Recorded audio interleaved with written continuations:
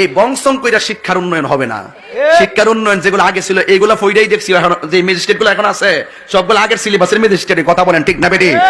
এই প্রজন্মের সব ইন্টার পাস করার পরে বিদেশ জামুগা, কি রে হের মূল্যায়ন নাই, এ লেখাপড়া বুঝি না, হ্যাঁ নিজেই বুঝে এই তুতামনার ফইরা আমি কিতা করতাম।